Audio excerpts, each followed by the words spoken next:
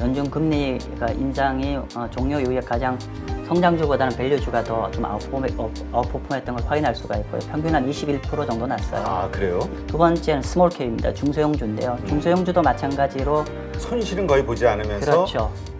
평균 수익률 20%를 기대할 수 있다. 예, 그렇기 때문에 상대적으로 위험 대비한 수익률을 본다고 하면 사실은 채권이 압도적으로 더 좋은 국면입니다. 그것도 신흥국, 그렇죠. 이머징 그렇죠. 채권.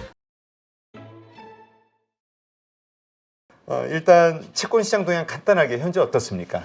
예, 뭐 채권 시장은 국내 채권 같은 경우는 지난 한 달 반 정도 국채 금리가 많이 내려가고 있죠. 국채금 내려가고 있고 또 미국의 10이어 트레저리도 사실 금리가 계속 내려와서 지금 3.56 정도까지 내려왔어요. 그래서 최근에 국채를 가입하셨던 분들은 뭐 성과가 좋은 것 같고요. 반면 이제 가상금리는 계속 좀 벌어지고 있는 상황입니다. 그러다 보니까 실제로 이전에 제가 지난달에 방송에서 말씀드렸지만은 우량 회사채를 하셨던 분은 여전히 좀 힘든 구간을 가지고 있는 중인 것 같습니다. 예.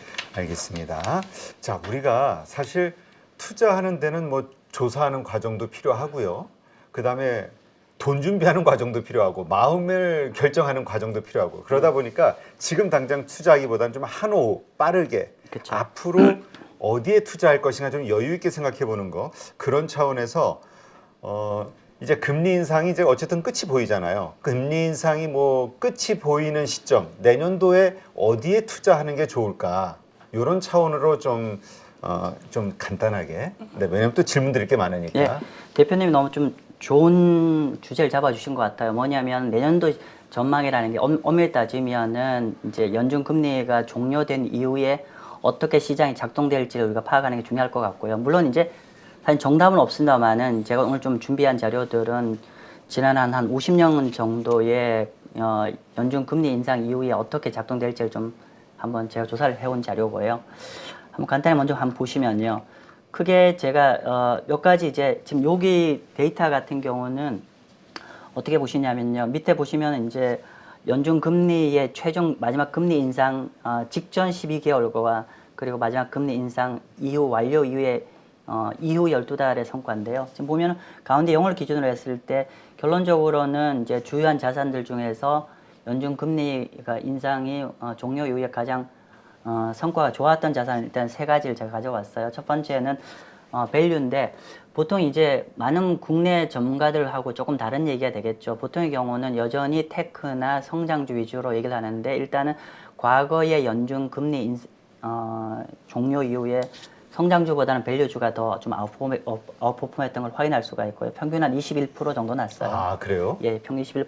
그러니까 만약에 내년 3월을 가정한다면 3월달 이후 12달간의 성과인데요. 물론 이제 성과에 따라서 이제 평균 이게 밸류는 21%가 났고 반면 그 최저 수익률 이게 거의 한 50년간 데이터죠. 그러다 보니까 그 기간 중에서 한 최저 수익률이 여기 보시면 마이너스 한 14%가 최저고요.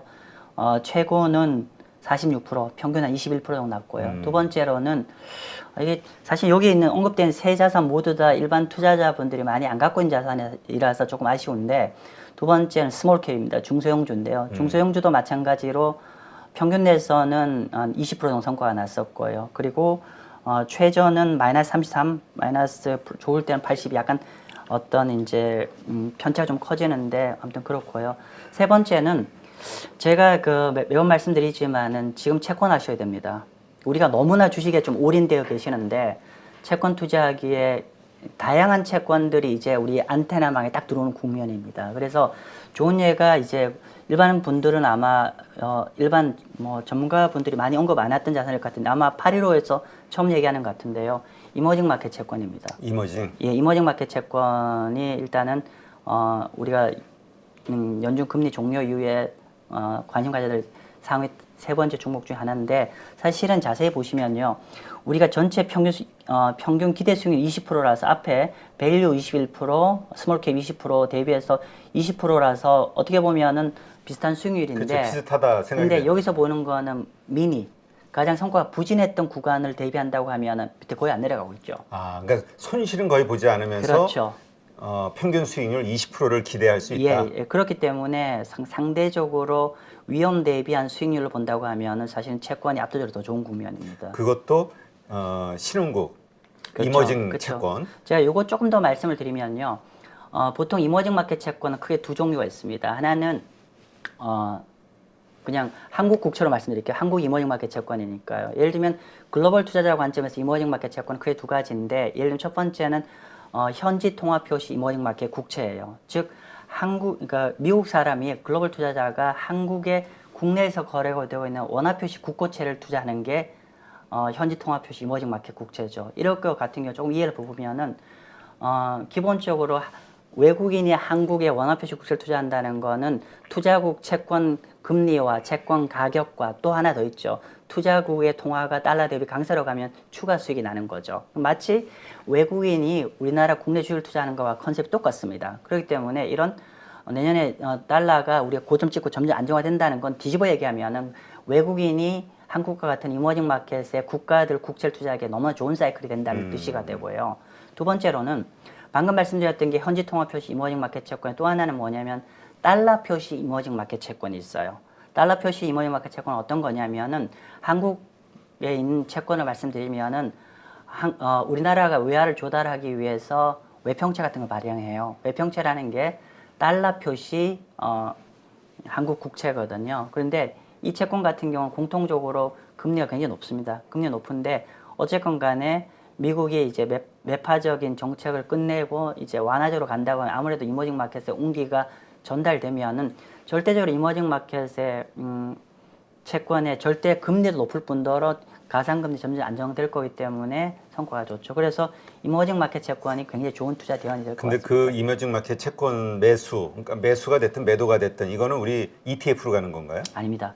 사실은 이제 어디서 사야 돼요? 그걸? 그렇죠. 이게 사실은 이론적으로는 우리가 그러니까 저는 조금 우리가 ETF가 많이 대세잖아요. 대세인데 채권 같은 경우는 너무 ETF에 올인 안 하셔야 될 것 같아요. 뭐냐면은 채권은 이제 저는 펀드로 들어가셔도 괜찮을 것 같습니다. 펀드는 굳이 얘기하자면 ETF는 인덱스 펀드고 채권 펀드는 어떻게 보면은 이제 인덱스에 플러스 알파를 내고자 하는 컨셉이지 않습니까? 그러면 예를 들면 이머징 마켓 채권 같은 경우는 국내에 들어와 있는 펀드 같은 경우는 블랙락이라든지 알리안츠라든지 뭐 어란스 번스타인이라는 세계적 금융기관이 만들기 때문에 전 개인적으로는 ETF보다는 조금 그런 액티브 펀드로 하면 좋을 것 같다는 좀 생각이 좀 들고. 그러면은 저희가 말씀하신 대로 이머징 마켓 그 채권을 매수하려면 제가 어디에 가서 뭘 사야 되는 겁니까? 예. 그 말씀 드리기 하나만 더 제가 깜빡했는데 제가 펀드를 추천드리는 이유는 뭐냐면은 우리가 점진적으로 보면은 지금 원화 강세, 달러 약세를 보지 않습니까? 그렇죠. 그러면은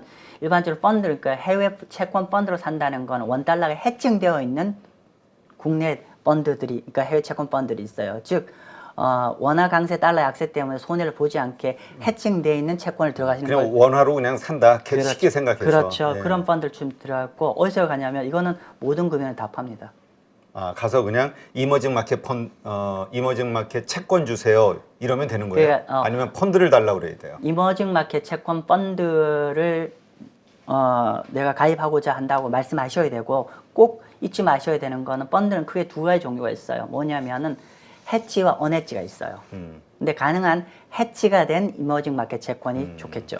환율에 대한 변동성 필요 없이. 그렇죠. 네. 예, 그렇게 보고 그 다음은 제가 이제 방금 너무 이렇게 그 포인트만 정해서 이렇게 보여드렸는데 한번 전체 자산을 한번 다 보여드릴게요. 네, 그러니까 간단하게요. 예, 간단하게 보면은 요거는 이제 주간 보면은 과거에 연준 금리가 종료된 이후 12달권의 퍼포먼스인데 보면 뭐 쭉 나와 있습니다. 평균적으로 섹터별로 스타일별로 성과의 평균 성과들이고요. 평균 성과들이고 가장 좋았을 때 나빴을 때인데 그냥 스타일로만 먼저 그러니까 섹터로 보면 평균 성과가 제일 높았던 게 머티리얼 우리가 제약, 스테이플, 리얼 에스테이트, 유틸리티가 좋았죠. 그럼 결론은 디펜시브 섹터입니다. 그러니까 연준 금리 이후에 우리가 피봇의 기대감 때문에 다시 테크로 가는 건 과거의 역사사로 비춰보면 좀 맞지 않는 컨셉이다는 걸 확인할 수 있고요. 두 번째로는 밑에 스타일로 본다고 하면은 프리캐시플로, 스몰캡, 밸류가 가장 좋은 퍼포먼스를 만들었어요. 보시면은 특히나 프리캐시플로 같은 경우는 과거에 1990년 이후에 그 단 한 번도 마이너스 난 적이 없어요. 다 플러스였던 걸로 그냥 왜냐하면 프리캐시플로라는 주식이라는 게 쉬운 말로 하면 퀄리티 주식입니다. 뭐 그렇게 보시면 될 것 같고요. 그 다음에 방금은 제가 주식만 말씀드렸는데 자산 클래스로 보면은요. 자 채권 보겠습니다. 네. 왜 제가 채권을 강조드리는 말씀 결론이 좀 나옵니다. 보시면은 만약에 여러분이 이게 그냥 달러 기준입니다. 달러 기준으로 만약 미국 국채를 했을 때 평균 10% 나왔고요. 가장 좋았을 때 29%, 가장 안 좋았을 때 0입니다. 1954년 이후에 지난 70년 동안에 연준금리 종료한 12달 성과로 한 번도 원본을 깨진 적이 없습니다. 그렇다면 매수의 시점은 금리 인상이 종결되는 그 멘트가 나왔을 때 사는 건가요? 아닙니다. 한 박자 먼저 가셔야 돼요. 아, 그래야 수익이 더 커진다. 예, 맞습니다. 왜냐하면은 그러니까 마지막 금리 인상 바로 전. 그렇죠. 예. 항상 채권은 정책금리보다 시장금리가 한 박자 먼저 들어가고 나중에 매도하실 때도 금리 인하가 종료되기 전에 던지셔야 됩니다. 숫자가. 아무튼 그렇게 보시면 될 것 같고요. 그리고 이제 디테일하게 들어가 보면 이머징 마켓 채권이 평균 20% 났고 가장 좋았을 때가 42%, 가장 안 좋았을 때가 플러스 10%인데 이게 언제냐면은 리만 사태 때입니다. 네. 리만 사태 때도 플러스 한 10% 났죠. 그래서 이머징 마켓 채권 이렇게 성과가 좋았다는 거고 그다음에 조금 여기는 좀 우리가 8.15는 좀 투자에 공부를 많이 하시는 분이니까 좀 어려운 얘기 할게요. 폴린 엔젤이라고 있습니다.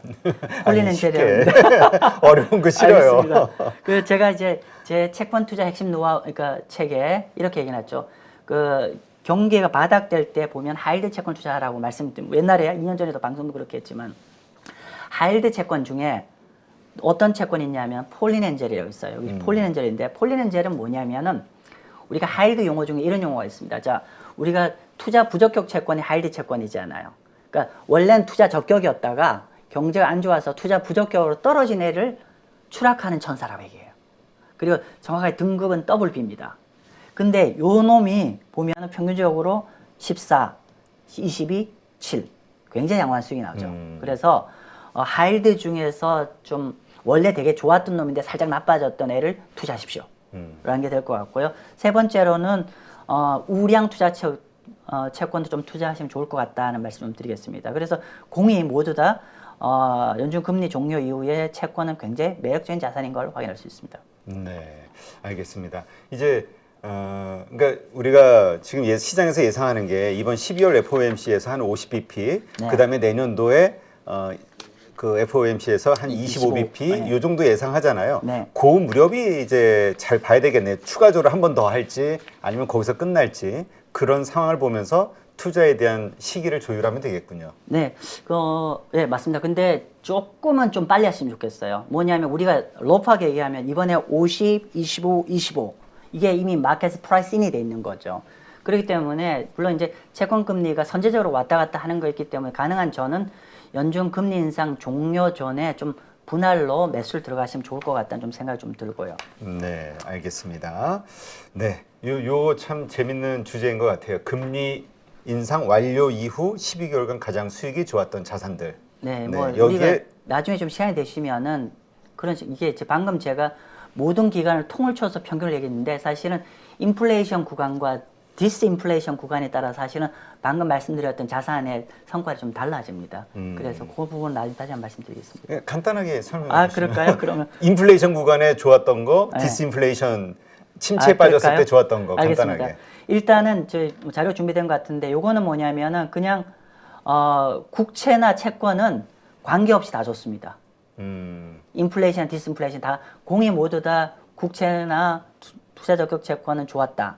그 이제 주식이 좀 달라집니다. 주식이. 주식이 좀 달라지는데 보시면 먼저 그쵸. 여기 보시면 일단 주식은 아까 말씀하신 게 성장주보다는 가치주, 그 다음에 중소형주가 더 좋을 것이다 이런 말씀하셨잖아요. 밸류주였는데 일단 잠시만 보시면요. 여기 인플레이션 구간일 때는 다우존스가 약간 깨지는 구간이 나오고요. 반면에 물가가 빠지는 구간에서는 상당히 플러스가 많이 나오죠. 그래서 이거에 따라 좀 달라질 것 같고요. 지금 요거는 제가 미국 국채 요건 생각하겠습니다. 좋다는 말씀 드렸으니까. 자, 재밌는 얘기입니다. 지금 보시면은 지금 이 자료는 요 상단에 있는 거는 과거에 그 연준 금리가 종료된 시점 여전히 물가가 높았던 시즌이고요. 요때는 다우존스 수익률이 평균적으로 마이너스 4.5로 깨졌어요.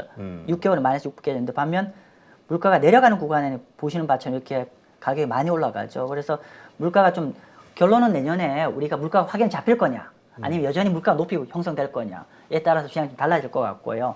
그리고 여기 또 있습니다. 옆에 차트 14를 보시면은 마찬가지로 아까 제가 밸류주와 스몰캡이 좋다고 말씀드렸는데 평균적으로 근데 만약 물가가 높이 잡히면은 이 밸류주와 스몰캡도 성과는 좀 부진해질 것 같다. 그죠? 보시면은 여기 인플레이션 구간의 스몰캡 보시면 평균 마이너스 6개월 때 마이너스 3.2인데 디스인플레이션 물가 잡히는 구간이면 플러스 11%까지 하락을 하죠. 그래서 물가가 잡히는 게 여러모로 주식한테는 중요한 모멘텀이 좀 될 것 같고요. 골드 하나 얘기할까요? 어떤 거요? 금. 금? 금 올라요? 요즘 그 원래 금 이번에 코로나 이후 상황에서 금 가격에 아주 급격한 상승을 예상하셨던 분들이 다 틀린 게 이 비트코인으로 돈이 몰려가가지고 네. 그랬다는 이야기도 있었는데. 뭐 일단 대표님 저를 자주 안 불러주셔서 저는 맞췄는데 농담이고요. 이렇게 보죠. 네. 우리가 보통 골드를 얘기할 때 달러 지수를 얘기하는 경우도 있고 인플레이션을 얘기하는 경우도 있고 위험 해칭용으로 이런 관점에서는 사실은 이제 골드가 올랐어야죠. 그렇게 네, 알고 계시는 그렇죠. 분들은 달러가 아무튼 뭐 그런 얘기를 했는데 특히나 전쟁이 터지니까 굉장히 위험이 불거지면서 골드가 강세로 가야 되는데 실제로는 그렇지 않았어요. 근데 제가 계속 골드 가격을 얘기하면서 가장 중요한 다이나믹스는 뭐냐면은 실질금리. 그러니까 실질금리가 올라가면 실질금리와 골드는 반비례 관계입니다. 즉 금리가 올라가면 실질금리가 올라가면 골드는 내려가고요. 그리고 실질금리가 내려오면 골드 가격은 올라갑니다. 네. 그래서 그렇게 되고 그러면 실질금리가 올라간다는 거는 뒤집어 얘기하면은 달러가 강세로 간다는 뜻이 됩니다. 그 실질금리가 내려간다는 건 달러가 약세로 간다는 얘기예요. 그래서 아니야 다를까 지금 뭐 러프하게 얘기한다면 내년에 골드 가격 전망 좋게 보죠 상대적으로. 왜? 전반적으로 미국이 금리가 잡힐 것이고 두 번째로 달러가 약세 국면으로 전환될 여지가 높기 때문에 골드 가격은 일반적으로 좀 강세로 갈 거라고 보여지는데 근데 너무 큰 기대는 하지 마시라는 거죠. 왜냐하면은 과거 한 40년간의 가격의 밴드로 보면 사실 여전히 좀 높아요. 네. 그래서 그런 이제 제한적 상승 정도를 기대하는 게 맞을 것 같고요. 그리고 요 하단의 자료 한번 보시면은 준비한 자료 보시면 이게 연준 금리 아까 종료 이후인데 이것도 마찬가지로 보시면은 이렇게 금리가 높게 형성될 때는 골드가 재미가 없었어요. 근데 재밌는 거는 밑에 그나마 금리가 빠질 때는 그나마 조금 양호한 더 수익을 만들어주고 있고 옆에는 달러죠. 달러도 마찬가지입니다. 달러도 확연히 보시면은 인플레이션이 높게 형성되면 여전히 달러 계속 간다. 당연한 얘기겠지만 그렇게 봅니다. 이렇게 보시면 좀 우리가 투자 판단할 때 여러모로 좀 도움이 되지 않을까 싶습니다. 네. 지금 풀파워님이 이런 질문을 하나 주셨어요. 네. 지금 미국 채권 ETF 네. 3배 레버리지짜리 또 예. 공격적이시네. 예. 10월 24일 저점 대비 현재 50% 상승했다고 하네요. 예, 맞아요. 지금 추가로 분할 매수해도 되는지 이런 걸 궁금해 하시는데 어떻게 보세요? 사실은 이제 저희 자체 회사 유튜브가 있는데 가장 많이 주시는 질문들이 이런 겁니다. 일단은 우리가 사실 이게 쉽지가 않은 얘기이기 때문에 왜냐하면 단기를 맞춰야 되는 그렇죠. 거니까 이게 사실은 한 2년 뒤에 금리는 어떻게 될 거냐라면서 얘기는 쉬워지는데 쇼텀으로 얘기를 해야 되는 거고 특히나 이제 이 3배짜리의 이슈는 뭐냐면 영어로 타임 디케잉 즉 시간 가치가 녹아내리는 이슈가 있기 때문에 만약에 박스권에서 계속 움직인다고 하면 1년 동안 박스권에 움직인다고 하면 굉장히 많은 손실을 봅니다. 아무튼 그런 건데 단기적으로는 저는 매도를 좀 권해드립니다. 왜냐하면은 정답은 없습니다만 이런 거죠. 우리가 최근에 보면은 중장기적 한 1, 2년을 본다고 하면 미국의 전세 물가가 잡힐 거기 때문에 금리가 내려가겠죠. 금리가 내려가는데 근데 금리가 내려갈 때 어떻게 내려갈 거냐면은 금리가 일반적으로 이렇게 45도 라인으로 이렇게 빨아질 거냐 아니면은 좀 일본 말인 것 같은데 대꼬복고로 빠질 거냐. 대꼬복고 한다고 맞아. 그렇죠? 대꼬복고. 그러면 일반적으로는 시장이 어떤 딱 시그널이 나오면은 오버슈팅 가죠.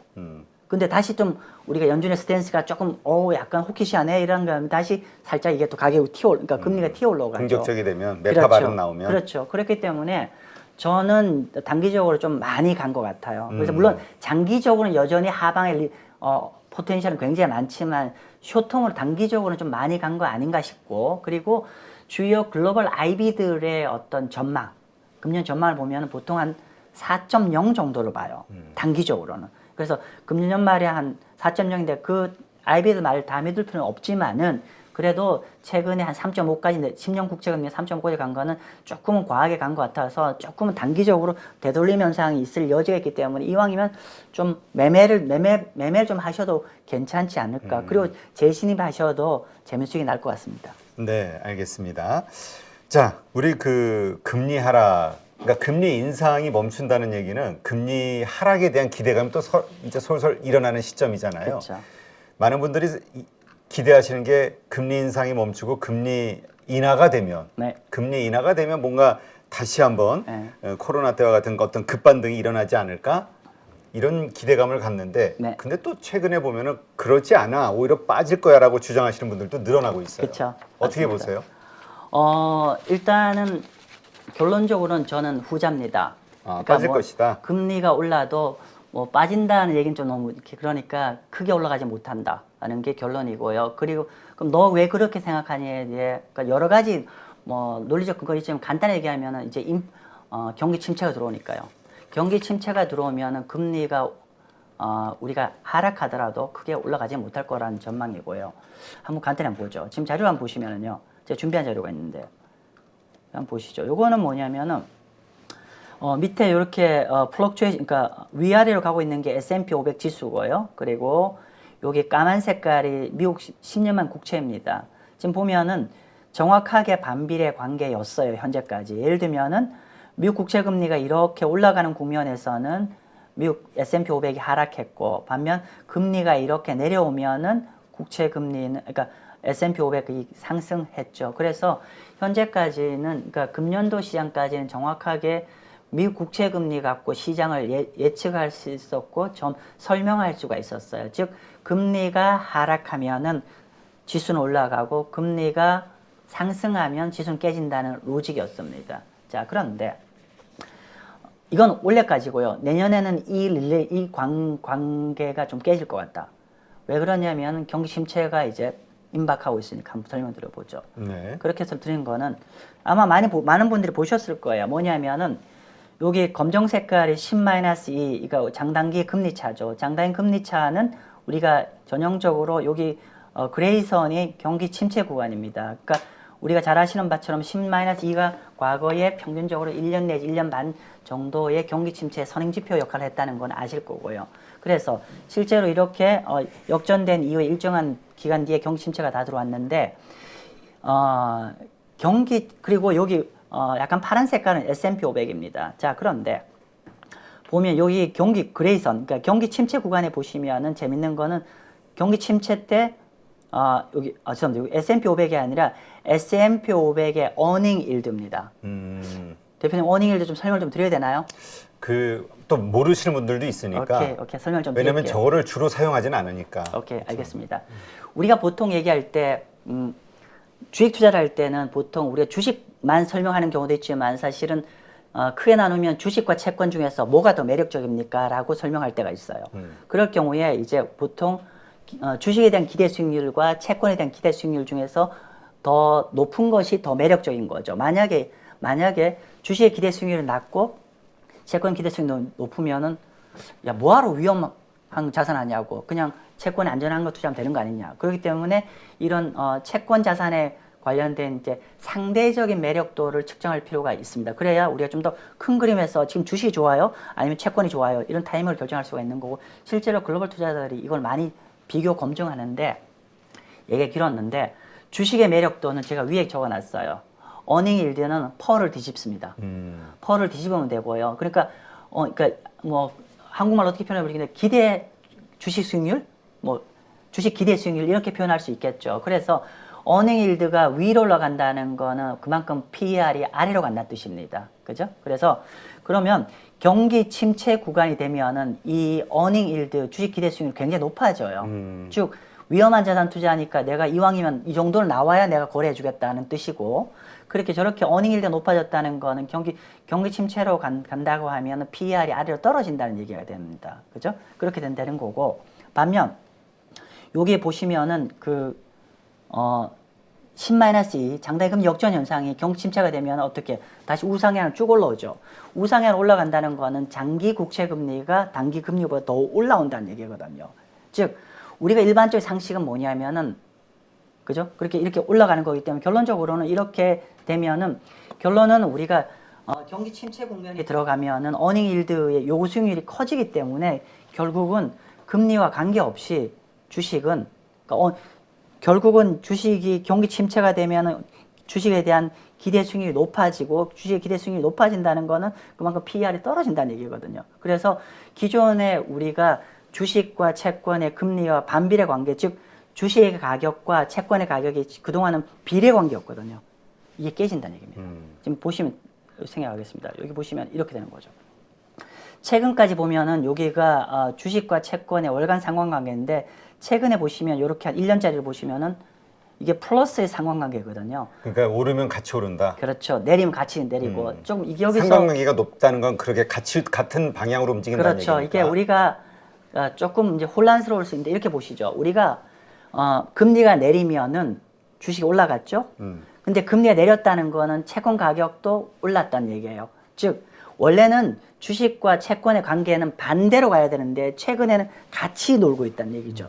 그래서 같이 놀고 있기 때문에 상관성이 양의 상관성을 보였는데 결론적으로는 내년에는 이 상관성이 음의 상관성으로 바뀔 것 같다. 그러면 채권은 오른다 그러면 주식은 떨어질 수 있다. 예, 그렇게 봅니다. 근데 아까 채권이 좋을 거라고 얘기하셨으니까 주식은 반대로 안 좋을 수 있다. 그럴 여지가 있죠. 예, 예. 네. 예, 그래서 물론 이제 주식 전망 관련해서는 이렇게 말씀드릴 수 있죠. 주식 관련해서 내년에 어떨까 이미 바닥을 찍었다는 분도 있고 아니다 한 번 더 레벨 다운할 거라는 전망이 있는데 어느 쪽이 맞냐고 했을 때 정답은 없습니다. 단지 어떤 변수 때문에 이미 바닥에 왔다 아니면 더 빠져야 된다는 걸 때 여러분 우리 구독자님이 꼭 명심하셔야 되는 건 뭐냐면은 결국은 내년 리세션이 올 거냐 말 거냐가 관건이라는 거죠. 어떻게 보세요? 왜냐면 전 계속 이제 여러분들 인터뷰하는데 뭐 대다수는 경기 침체 올 거라고 보는데 일부 분들은 연착륙 아니면 안 올 수 있다. 네. 예. 어떻게 보세요? 이게 좀 또 면피성 말을 할 수밖에 없는데 그러니까 이렇게 네, 우린 그런 거 안 돼. 근데 그런 건 아니고 이렇게 말씀드리죠. 원래 저는 이거 누가 결정하니? 이거 누가 결정하니면은 연준이 결정한다. 연준이 결정하고 이거 연준 의사 결정 또 누가 결정하니? 물가라고 얘기합니다. 좀 제 표현이 그런데 우리가 연준의 의사 결정 프로세스를 보면은 연준이라는 거는 미래 경기 침체 둔화감을 우려해서 그 긴축을 멈추느냐가 아니라 연준은 철저히 데이터 디펜던트 즉 얘기하면은 과거 12개월의 현재 결과치를 갖고 의사결정을 하는 거거든요. 그래서 우리가 한때 그런 거죠. 미 연준이 터미널 레이트가 3% 중반대를 예측한 적이 있어요. 그때 대다수의 글로벌 IB들이 전망하기를 2023년에는 소프트 랜딩이다. 경기가 그냥 둔화되는 정도 끝날 것 같다. 근데 결론적으로는 이제 4.75, 5%까지 가면서 일부에서는 이제 하드 랜딩, 경기 침체로 가고 있다는 얘기죠. 그러면은 지금 정확한 선은 뭐냐면은 소프트 랜딩과 리세션에 딱 경계에 서 있어요. 그러니까 대다수의 글로벌 IB들의 포캐스트를 점검을 해보면은 그러니까 유럽은 경기 침체고 중국은 약간 퀘션이고 리오프닝 관련 퀘션이고 그럼 미국이 전세 경제 향배인데 미국은 내년 정상성장률이 플러스와 마이너스에 딱 0에 수렴합니다. 그러면 이 0이 더 아래로 갈 거냐 위로 리바운드 할 거냐는 거는 연준의 정책 금리가 5% 정도에서 스탑을 할 거냐 아니면 마지막 물가가 좀 더 잡혀서 지지부진이 약간 더 위로 더 올라가면 확인할 거고 그래서 중요한 거는 방향성이라는 거죠. 소프트 랜딩에서 리세션 쪽으로 가는 거기 때문에 투자자들은 어떻게 된다? 우리가 살아남기 위해서는 일단은 그러니까 장기적으로 위너가 되려면 먼저 살아남으셔야 된다는 거죠. 그렇기 때문에 저는 가능한 리세션 쪽에 포커스를 맞춰서 포트폴리오를 짜서 올 거다라고 최악의 상황을 덜 터져요. 그럼 살아남고 오히려 그러면 이제 그런 퀘션이기 때문에 주식은 최대한 디펜시브 가는 게 좀 설령 안 와서 올라가려고 덜 먹으면 되는 거고 반면 채권은 그럴 때 그 점 주시더라고. 소프트 랜딩으로 끝나는 거와 경기 침체로 끝나는 때 채권 시장 영향 어떻게 되냐라는 질문을 많이 주세요. 그럼 이렇게 설명하죠. 소프트 랜딩이든 리세션이든 모두 다 채권 시장은 위너가 됩니다. 단지 우리가 먹는 폭의 기대치가 좀 달라집니다.